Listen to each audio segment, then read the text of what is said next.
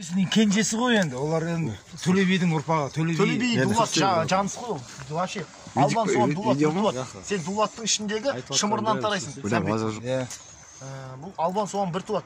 Ұлы жүздің хронологиясы Жалайыр, Сарыүйсін, Албан, Суан, Дулат, Ысты, Ошақ, Шапраш, Шаншқан. Неғып Үйсін, не Сарыүйсін болып бөлінеді, соны айтпашы маған. Сарыүйсін болатыны, бұл Үйсін деген үлкен династияның аты. Әрбірден бәріміз Үйсіннен тараймыз. Бәріміз Үйсіннен тараймыз. Сарыүйсін деген кәдімгі түп қазығы деген мағына білдіреді. Төле бидің әңгімесі ғой. Төле би Үйсін, Төле бидің сөзі емес, Бұхар жыраудың сөзі бар. Бұхар жыраудың сөзі. Бұхар жыраудың сөзі. Сарыүйсін деген Ботпай бол.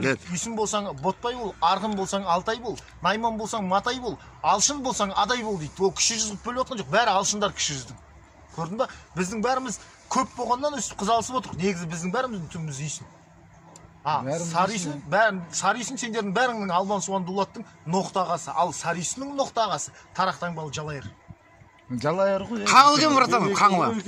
Ең үлкені қазақ атаулының ішінде мысалы Қаңлы кім? Қаңлы дегенің өз алдына мысалы Үйсін мемлекеті болып біз отырғанда ол Қаңлы мемлекеті болып отырған. Қаңлы мемлекеті. Біз Үйсін мемлекеті. Үйсін сақ мемлекеті болып бөлінеді, Дулаттар Албан Суан Дулаттардың ғұн мемлекеті болып бөлінеді да. Біз ғұнбыз. Сендер ғұндарсыңдар. Тараз деген қаланы именно ғұндар салады. Біз Үйсін мемлекеті болып отырамыз, Сарыүйсін Жалайыр екеуі бірге. Әлі күнге дейін бірге отыр. Қазір Бақанаста болсын, Шуда болсын, Мойынқұмда болсын, Сарыүйсін мен Жалайыр көрші болып отыр. Барлық жерде. Барлық жерде екеуі құмның бойында, екеуі өмір бойы, екеуі туған ағайын екен. Бұлар өмір бойы таққа таласып бір-біріне геноцид жасаған рулар. Өйткені ұлы жүздің ең үлкендері. Ал Қаңлы дегенің Оғыз тайпасының ақсүйек руы. Оғыздар деген болған Үйсіндермен, ғұндармен соғысып жеңіліп, қазір Турцияда жүрген түріктер Оғыздардан тарайды. Солардың патшалары Қаңлылар. Қаңлылардың ішінде Қарағанның ішінде Қай тайпасы деген бар. Содан Турцияда Қайсер деген қала бар. Бізден жеңіліп, мына Қызылордада Янгикент деген қалалар әлі қалған. Қорқыт ата деген біздің атамыз емес. Дәдәм Қорқыт деген солардың ата бабасы. Біз жерді тартып алушылармыз. Біз жерді тартып алдық та олардан.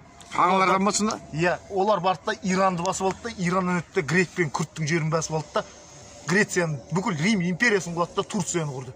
Патшалар Қаңлылар, иә? Патшалар Қаңлылар, халық түркмендер. Халық түркмен, Әзербайжан мен түркмен. Қай жүзге жатады негізі? Қаңлы ұлы жүзге жатады. Жоқ, олар кіші ғой сонда. Үйсіннен, Жалайырдан кіші ғой. Бізден жеңіліп кетті ғой олар Үйсіннен. Қаңлылар ма? Жеңіліп кеткен. Қаңлылар ма? Иә, жеңіліп кеткен. Қызылорда Қаңлының жері Қорқыт ата деп жүрген Қаңлылардың арғы атасы. Қорқыт атаның, иә. Арғы атасы. Кәдімгі Қобызды ойлап табатын. Бірақ Турциядағы түріктерде ол қалған жоқ, Қобыз біздің қазақтарда қалды. Жетіген деген инструмент бар. Қызыл кітапқа енген. Қазақтарда қалды. Шыңғысхан, например, келетін болса, Жетігенде ойнаған дейді ғой. Шыңғысхан келатқанда кавалерия Жетігенде ойнайтын болған. Ал қазір, например, Шыңғысханды моңғол деп орыс пен Қытай үшін біз сияқты мемлекет, қазақ сияқты слабый қазір хал қазақ. Өмір бойы елдің бәрін сықты деген тарих керек жоқ. Айдаладағы моңғолдар деген қазіргі моңғолдар, бұрынғы моңғолдар емес. Бұрынғы моңғолдар Моғолстан мемлекеті болған. Моғолстан мемлекеті деген қазіргі Өскемен, Семей, Алматы, Тараз, Шымкент, Қызылорда. Шыңғысхан осаларға аралықта өмір сүреді. Сен, например, Әсет, сен Шыңғысхансың. Айбарды апарып шешеңді, сен Америкаға жерлеп келмейсің ғой. Монғолия мен Ұлытау, Жошқан Ұлытауда жатыр. Қарағандыда. Монғолия мен Ұлытаудың разницасы қандай? Неге оның аты шешең Шыңғысхан немесе Шыңғыс Қаған? Неге ол Шыңғыс Қоңтайши болмайды? Монғолша болса Қоңтайши болу керек ол. Көрдің ба? Ол қазақтың атын алып қалған ба? Ол біздің батырымыз, біздің патшамыз ол. Бізге сен любой тарихшының бетіне қойып беретін нәрсем, біз біреуді жерін тартып алдық деген тарихты маған тауып берші. Жоқ ондай тарих. Біз қалмақтан жерімізді қорғады деген ғана тарих бар. Мынандай амбалдай жерді аспаннан бізге тастай салды ма біреу? Дұрыс айтасың. Ол Шыңғысхан заманында біздің жаулаушылық, баяғы түрік қағанаты да бізбіз. Түрік дегендер таза түркілер бізбіз. Түрік қағанаты да бізбіз. Сақ та бізбіз. Ғұн да бізбіз. Кешегі моңғол империясы әлемді жаулайтын дейтін де бізбіз. Өйткені сен қара, сиқымның ақ қойлы, қара қойлы болып бөлінеді. Армения, Әзербайжан, Дағыстанда ақ қойлы, қара қойлы деген сұлтанат болған. Бүкіл Европаны шапқан. Ақ қойлы, қара қойлы.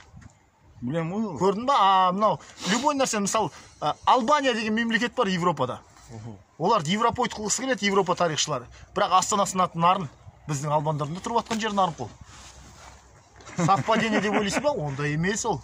Ол нәрсе көшпелілер атпен меңгеріп, қолында найза, қолында қылыш, елдің бәрін шауып жүрген кезде көшпелілердің заманы болған. Қазір Америкостардың заманы ғой, например, дамыған елдердің. Қайтып орта ғасыр келетін болса, қайттан біздің заман басталады.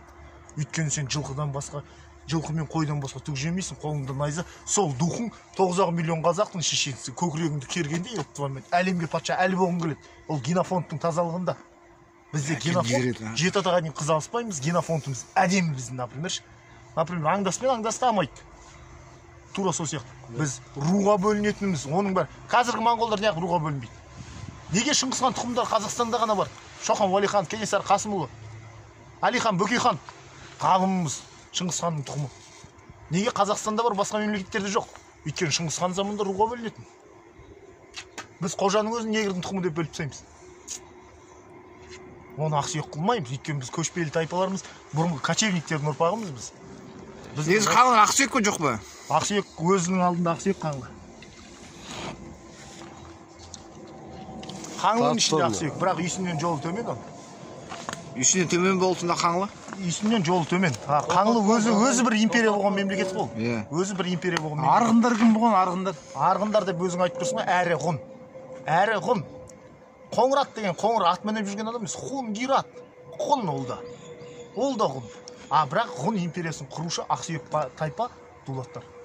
Ол сөзсіз тезек деген патшасы. Найман шыбардан? Найман 9 оғыздарға жатады. Найман, Қаңлы бір-біріне туысқан, екеуі де оғыздан тарайды. Жоқ, біз Найманға тұсқан болмаймыз, по-любому.